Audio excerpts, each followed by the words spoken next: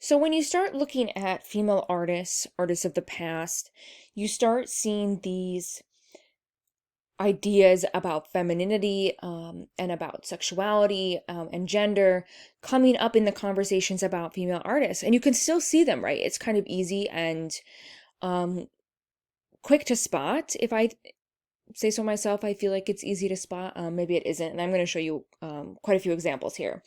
But when Nochlin talks about Rosalba here you have that she's talked about in a very specific way, right? And that she still has to defend her femininity, that she still has to act or think or talk a particular way. And so even when we talk about her today, we carry those things through, right? Those ideas. So you can see that still in the way that we currently talk about female artists. Through the history of Western art, there has been a tendency to exoticize the woman artist as an exception, and then paradoxically to use her unique status as a weapon to undermine her achievement. So we look at women's contributions in very specific ways in talking about them. And if they're talked about at all, right? Many of them are left out of Western art history as a whole. So how do we talk about women and female artists of the past? What are some of the obstacles that they had to endure?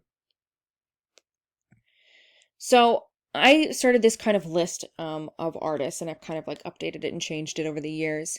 But I sort of focus on these very particular themes, right? So female artists ignored in general art historical dialogue, which is a general theme throughout the whole thing. If you've never heard of any of them, that's probably why. I imagine that you will know a couple of them were quite famous. Female artists often described as great, although they are female, right? This quote unquote word, although. And then the focus on their sexual lives as sort of a negative implication about who they are. So, well, they were a great artist, but they slept with all these men, so they were pretty terrible people or something. And I'll show you some examples of that as well. Here's a quote by Leon Lagrange about women and men in the arts. Let men conceive of great architecture projects, monumental sculpture, and the most elevated forms of painting, as well as those forms of graphic arts, which demand a lofty and ideal conception of art. In a word, let men busy themselves with all that has to do with great art. Let women occupy themselves with those types of art which they have always preferred, such as pastels, portraits, and miniatures, or the paintings of flowers. Those prodigies of grace and freshness which alone can compete with the grace and freshness of women themselves. So I have quite a few examples here, and I'm going to sort of break down some of these ideas and how you see them. I'm not going to give you a whole ton of information about each artist, but sort of to give you an idea of how we talked about people. So Albrecht Durer is a very famous Northern Renaissance painter during the same time as, and a little bit after, the Renaissance in Italy. And he's very famous. He thought of himself sort of Christ-like. This is why he kind of looks like images of Jesus on the left here. But Susanna Hornebolt was painting around the same time that Albrecht Durer was. And she did many famous portraits within the workshop of her father. And so often her portraits were credited to her father's name. She even worked under Henry VIII, intending to women like Anna of Cleves, who she painted for Henry VIII and possibly Catherine of Aragon. I'll come back to those quotes in a second. Durer said of her in 1520, "It is a great marvel that women can do so much." After he bought several of her paintings, and actually what caused her rise to fame, shockingly enough. Durer was one of the many artists who recorded the names of prominent women artists and celebrated their achievements while simultaneously emphasizing their status as exceptions. So, although he said that Hornebolt was a great artist and that he purchased work by her, he still believed it was so surprising that women could create work at all of this caliber.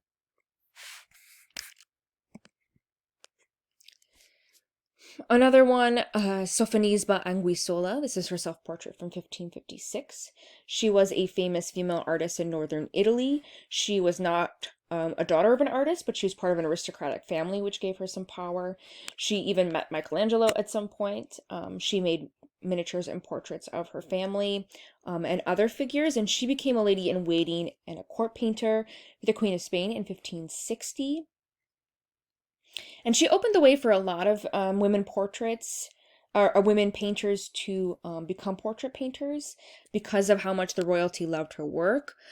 She was great at capturing the sort of intricate details of the clothing. I mean, her paintings are insanely gorgeous. However, of course, Vasari, who wrote famously about Renaissance painters like Michelangelo, stated that she has shown great application and better grace than any other woman of our age in her endeavors at drawing. She has thus succeeded not only in drawing, coloring, and painting from nature, and copying excellently from others, but by herself has created a rare and very beautiful paintings. And that's sort of this continued dialogue that while she was valuable and important as a painter, she wasn't as important as Michelangelo and other famous artists from the Renaissance. Copying excellently from others is a pretty good hint at that.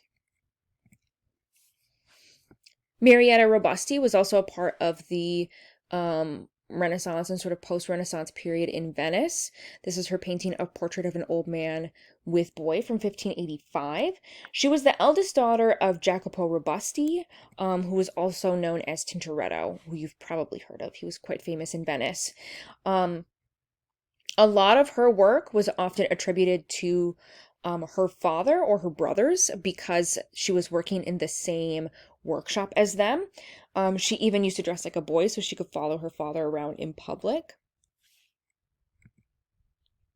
So much so that she was called La Tintorera by many people who knew her work.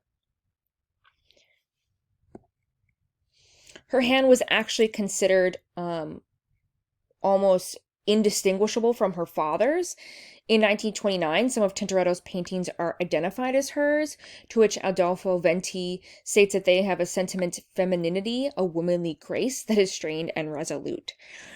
So until 1929, so right, we have a little over 300 years.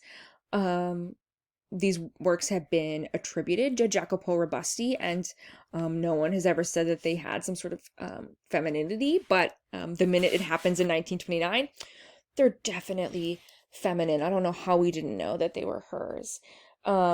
She even was asked by an emperor to come and work for her and to be the court painter for Philip II.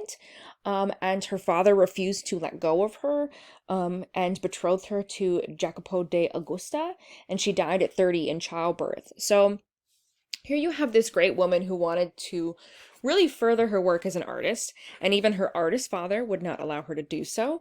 Even her works were attributed to him for numerous years, right? Until they were considered feminine, right? I mean, don't want to think that some male paintings are feminine.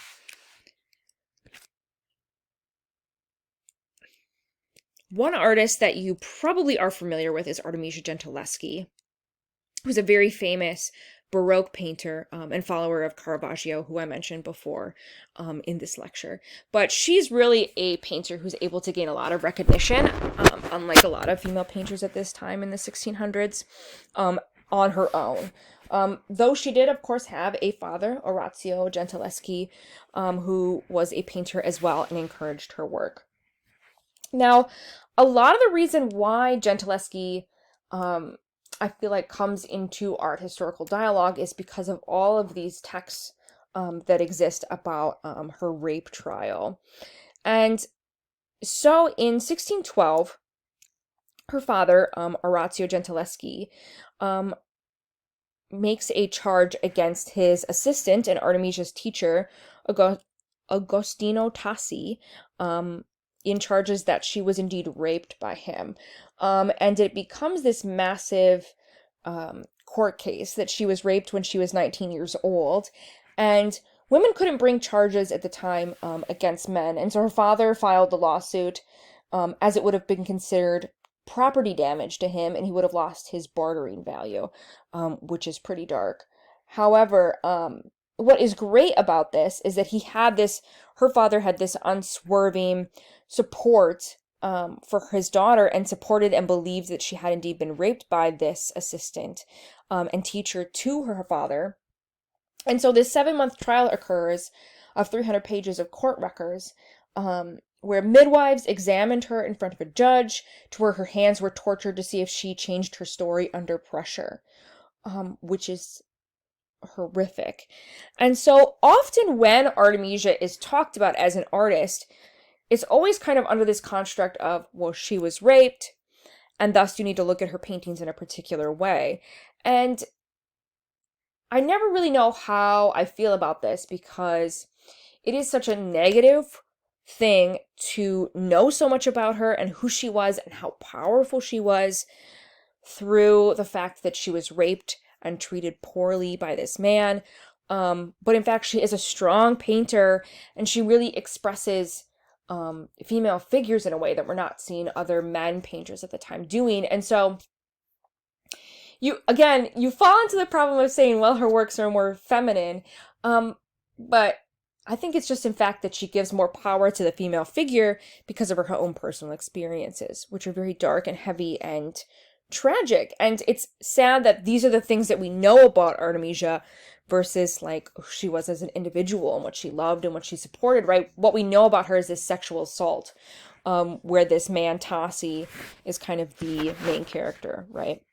So you can really see the power of Gentileschi's work, and her work is phenomenal. She is an amazing Baroque artist.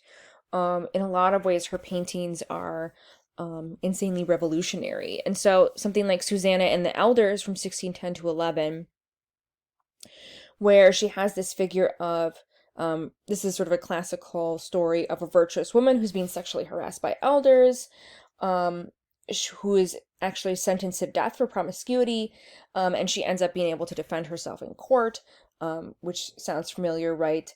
But she portrays this story where she removes Susanna from a garden where she was bathing and being harassed, and really kind of brings the forefront of this harassment of the two men to the forefront of the story, and how she's trying to turn away and reject them trying to make sexual advances upon her, and her fighting back and taking power in her story.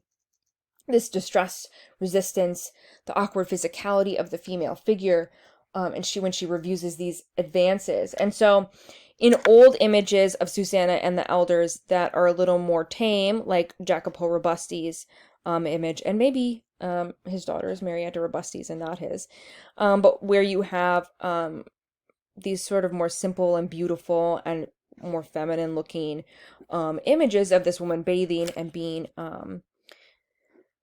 watched by these creepy old men. Susanna and the Elders with Artemisia Gentileschi has this moment of power, which is very much part of Baroque, but also of this woman sort of thwarting these male advances. So much so that you've had artists sort of engage with that idea in their own work. Like this is Susanna and the Elders Restored X-ray, which is not actually something Susanna painted under, or Susanna Gentileschi painted underneath her painting, but it was a common practice to paint over sections of a canvas. And so in Kathleen Gilgey's rendition, she actually makes this like mock X-ray where you have this other scene that maybe she thinks Gentileschi would have preferred, which is that the power and anger of this figure as she wields a knife against her attackers. And you can see this in a lot of her work, in these monumental pieces of Baroque art where they're trying to capture the height of a moment and the peak of action. You have stories like Judith slaying Holofernes, where Judith is trying to save the Israelites from Holofernes and his army, and so she seduces him and beheads him while he's asleep. This painting is really powerful because this is where Judith has moved her sleeves up and gotten ready to sort of behead this man. And you have this moment of her holding his head down, and this knife is only sort of halfway through his head as he struggles, right? Here's him fighting the nursemaid that's helping her as well. And so this very powerful scene of women at the forefront. I've heard my friends have said that have seen this painting in real life, that you can even see like every little blood spot on Judith's clothing that Artemisia painted there. And so you can see the difference from something like Caravaggio's depiction, which is still sort of this moment of power, but Caravaggio's is a little more tame in that, like, the woman is kind of standoffish and not nearly as sort of as powerful as the Judith in Artemisia's piece.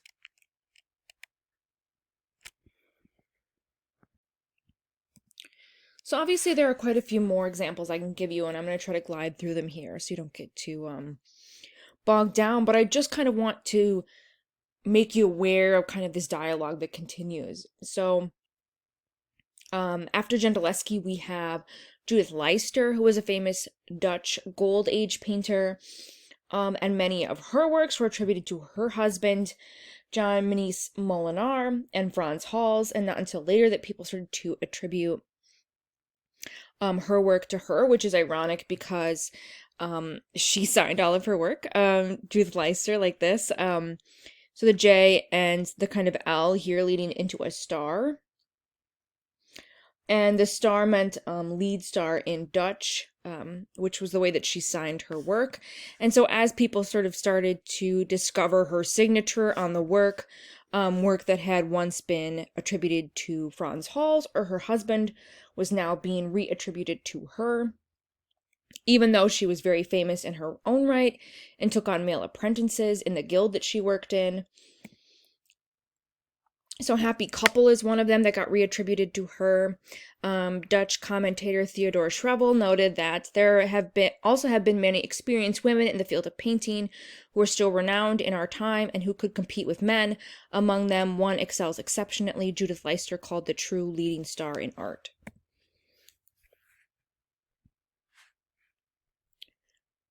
Germaine Greer, in his book, The Obstacle Race, The Fortunes of Women Painters and Their Word, at no time did anyone throw his cap in the air and rejoice that another painter, capable of equaling Hals at his best, had been discovered.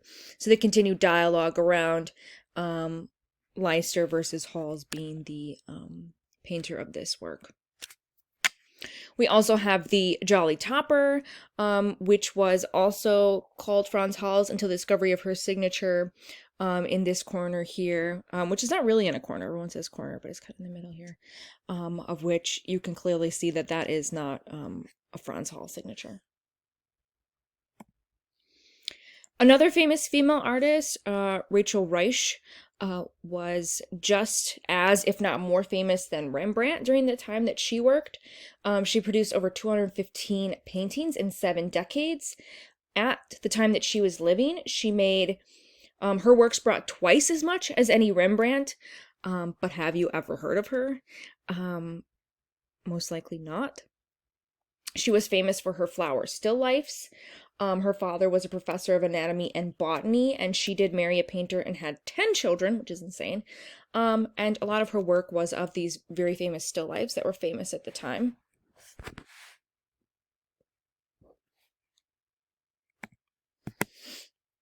Rosalba Carrera was a famous Rococo artist at the time. She painted many monarchs and was living unmarried for quite some time, yet she is often often not mentioned in art historical dialogue, mostly because of her pastel portraits, versus there are other more famous, quote-unquote famous artists. Even when women paint in a feminine art period, they don't get recognized.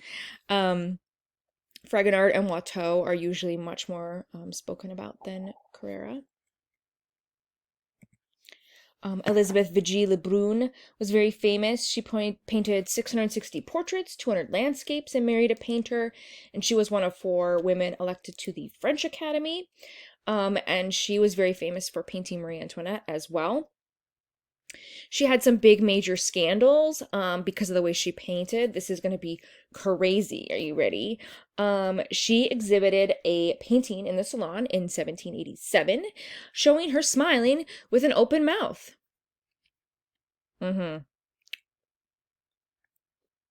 Which was a direct rejection of traditional painting conventions going back to antiquity and showing her teeth, which was considered narcissistic, an affection which artists, art lovers, and persons of taste have been united in condemning, and which finds no precedent among the ancients, is that in smiling, Madame Vigée Lebrun shows her teeth. Oh, how crazy. Um, However, she did become a very famous portrait painter of Marie Antoinette and painted her numerous times. This is a painting we usually do study in art history, but ironically enough, it is a painting of a woman with her children and a portrait, and so falls under the category, excuse me, of females painting more feminine subject matter. We also have other famous French painters at the time, Adèle Labille-Guiard. This is her self-portrait with two pupils, in which you have her showing her power as a woman in the academy, trying to show her proof that why she should be entered into the French Academy. Here's a portrait of her and her two students, which is absolutely gorgeous. You can see the way that she's rendered it. It's just like a really beautiful portrait. The only male in this painting is of her father, who is back here in a bust, who was very supportive, but for the most part, this is sort of a pyramid of supportive women and figures, even though rumors actually that both Virginie Lebrun's and her work were done by men because they were so good. We have Ammonia Lewis, who is a very famous Black artist who worked in America and then I believe moved to Italy. She often made sculptures, and being of a very interesting combination of Black and Native American, she produced some Native American themed works as well. So this is one, the Old Arrow Maker, and she was conscious in all her works to make sure that all of the women were idealized, so that no one would ever sort of say that any of the women look like her, or thought that maybe that she was trying to portray herself in portraiture. I believe she also had to move back to Italy because of the racism she endured in the United States as this sort of major sculptor. You have Bertha Morissa, who painted a lot of famous genre scenes during the Impressionist period. Most of her work is of sort of mothers and children, which was sort of considered appropriate, as did Mary Cassatt at the time as well. They also believe that she had received fame by marrying Eugene Manet, who was Edouard Manet's brother, as you can see here, and that she gained fame through that linkage. And that Mary Cassatt was able to gain fame through Edgar Degas, who was a very famous Impressionist painter. Bertha Morissette also had an older sister, Edma Morissette, who painted as well, and so she had many connections that would have allowed her to gain fame as a woman. If only you can see my eyes roll. There's also Camille Claudel. She's a very famous sculptor and was in Rodin's studio. And as an individual, her personal life has often been overshadowed. Sorry. Her sculpting has often been overshadowed by her personal life with Rodin. They had a stormy relationship for about 15 years as his mistress. She also modeled for him. And at some point while Claudel was creating work, they separated. And she's very famous for some of these sculptures, such as the Waltz, which has this sort of gorgeous couple embracing here. And the community decided that a woman had to be covered up a little bit. It was too scandalous. But the male can be fully naked, of course. And here's Claudel working as well. And what ended up happening was after their relationship ended, she was supported by her father, who ended up dying, and her brother forced her into an insane asylum. And she spent 30 years of her life there, even though many people said she was competent and she was still creating work, and said that she was a genius. And she ended up being buried in a communal grave for the asylum. So this woman who had this incredible talent, who worked with Rodin, who was doing the things that Rodin was doing, was forced into an asylum because of it ending a relationship, and her brother trying to sort of get rid of her in some capacity, which is really tragic. You also have figures like Vanessa Bell, who is here on the left, who was the sister of Virginia Woolf. They both belonged to the Bloomsbury Group, which is a group of influential English writers, intellectuals, and artists. they were often rejected from oppressive Victorian institutions and embraced creative freedom and aestheticism. Unfortunately, both these women became known for their complicated love affairs. Bell's art critic husband, Clive, was in love with Woolf, his sister-in-law, who had an affair with a writer, Vita Sackville-West. Vanessa took the critic Roger Fry and Duncan Grant as lovers. Someone even saying that they had over 1,000 love affairs with different people, and that they were sexually promiscuous and dramatic, which has long overshadowed any artwork that they've produced, or that she's produced, versus Virginia Woolf has gained some fame, luckily. You have Paula Modersohn-Becker, who is a famous expressionist, often described as one of the most important representatives of early expressionism, but died early after a postpartum embolism at the age of 31, even though she's the first to have a nude portrait of herself, self-portrait. She's often not talked about in art historical dialogues. And when you start to get into the modern period, it's sort of scary to see how many men are personally talking against women and women artists even more than in the past. Maybe not. Maybe it's just recorded more, most likely. Pablo Picasso was a raging misogynist. He said women are machines for suffering. Picasso told his 21-year-old mistress when he was 61, "For me, there are two kinds of women, goddesses or doormats." This is her here. They had children together, meeting when Francois was 21 and Picasso was 61.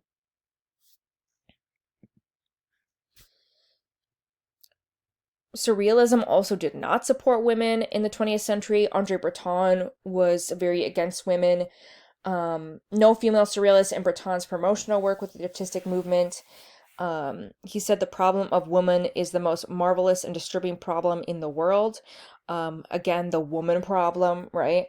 No artistic movement since the 19th century had celebrated the idea of woman as passionately as surrealism did, and no group or movement has ever defined such a revolutionary role for her.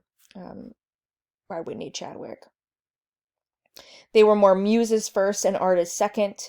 The female figure a supreme symbol for the erotic, and this is especially during a time where Freud is not a great friend to women and sort of women at large, and thus encourages this as well.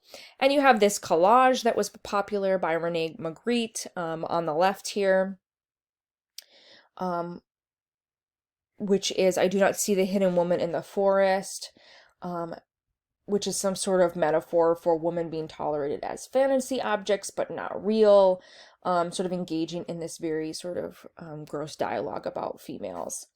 And of course, women were able to gain some footing in surrealism, Marit Oppenheim being one of the famous ones, who's absolutely phenomenal, and this is her in her Veiled Erotic series, where she kind of wears like a penis. Decided to snip back at some of these men as well. But she made these quote-unquote erotic sexual objects like the fur teacup and My Nurse. She was obsessed with female freedom. Her grandmother was a vocal suffragette. And here you have two white women's shoes tied together to look like a cooked goose or like a chicken. Gender roles are worn and discarded like used costumes, very much sort of connecting women in their place in the home. There are so many other places in Dada and Surrealism where the place for women has kind of been oppressed, I would say, in that there's been recent dialogue about how Marcel Duchamp, who's a very famous artist of the time period and really one of the first ones to produce sort of this conceptual art of the fountain in 1917, that's a ready-made. It has come out recently that possibly he did not create this work, that a woman was kind of apparently obsessed with him sexually. Baroness Elsa von Freytag-Lorenhoven was actually the producer of the urinal originally, and that Duchamp sort of took credit for it, or never denied that he didn't make it. And there have been so many clues. Duchamp writing to his sister, one of my female friends who had adopted the pseudonym Richard Mutt sent me a porcelain urinal as a sculpture since there was nothing indecent about it and there was no reason to reject it. Additionally, she was angry about World War I and the rise of anti-German sentiment and the New York art world's response to it. Thus, to a German, Armut suggests Armut, which means poverty or intellectual poverty, which makes sense to why the urinal would have been signed with Armut. She was also creating other ready-made sculptures at the time. And there have been comments about how this work looks vaginal in some capacity. How was Duchamp able to make something so masculine, so feminine? And this is a painting that she did, Forgotten, like the Parapluie I Bayou Faithless Bernice, in which she painted after losing her friends, in which does feature a urinal in some capacity. So there have been these hints that a female artist was actually the revolutionary artist that brought these things about, but how do we prove that now in sort of the past when Duchamp kind of supported the idea, right, that he had made it? And how do we go back now and change that history? We need to get more facts, right? If there's more information, more evidence, that we can sort of start to break down those things. Other artists like Hannah Hoch were part of the Dada movement. Dada artists were also reluctant to have women in their ranks, just like surrealism. An artist who was thrown into the intense spiritual crisis when his wife asks him to do the dishes was a criticism of Hoch's work. She was often, a lot of like the surrealists and Dada artists talked about women as though they were kind of their servants. Some members described Hoch's contribution to the Dada movement as the sandwiches, beer and coffee she managed to somehow conjure up despite the shortage of money. Hoch having an affair with Raoul Haussmann, who suggested she get a real job to support his art making. So this continued dialogue, right, that even though Hannah Hoch is very famous and considered is in art historical dialogues with her collage here, you have this Raoul Haussmann saying, your work is terrible and that you should give it up to support me, right? Other artists, Lee Krasner, she's a very famous artist in her own right, but she was the wife of Jackson Pollock and supported him artistically, and thus she's usually put on the back burners as an artist. She often cut up her work too, which makes it sometimes hard for us to find that work and to sort of get an idea of what she was creating. Greenberg said, I don't feel Pollock would have gotten where he did without her eye and her support. So although she's considered this massive figure in the production of abstract expressionism, she's not really talked about as an artist herself, but as the secondary figure to Pollock's genius. And that also includes Helen Frankenthaler. So here we have Pollock and Lee Krasner, and then Helen Frankenthaler and Clement Greenberg, who was a very famous critic at the time and moron, in my personal opinion.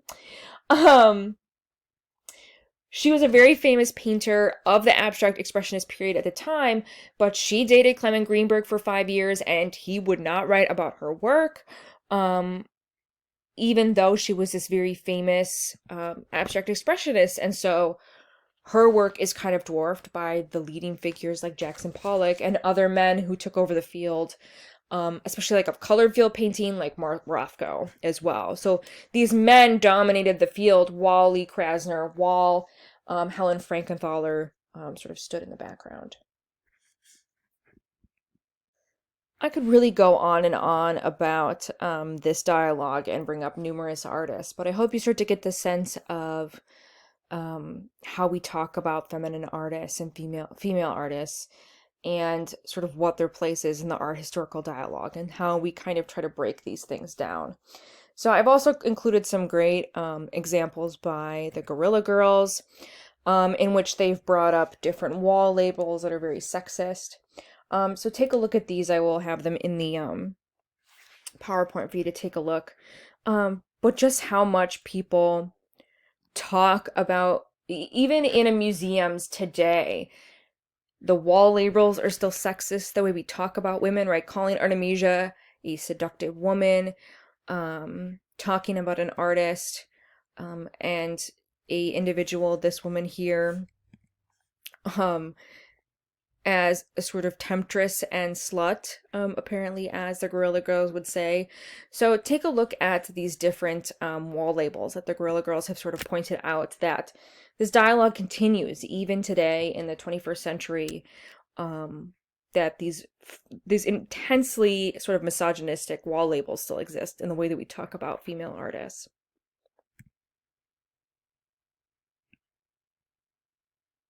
And even the way that we talk about slavery, racism. This was another example that popped up when I was looking at the Guerrilla Girls.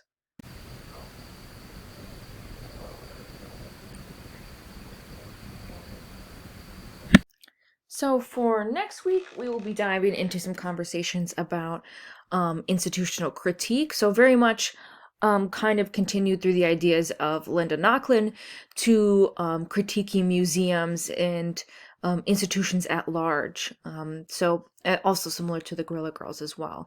So I will have that content up soon, and I will talk to you guys next week.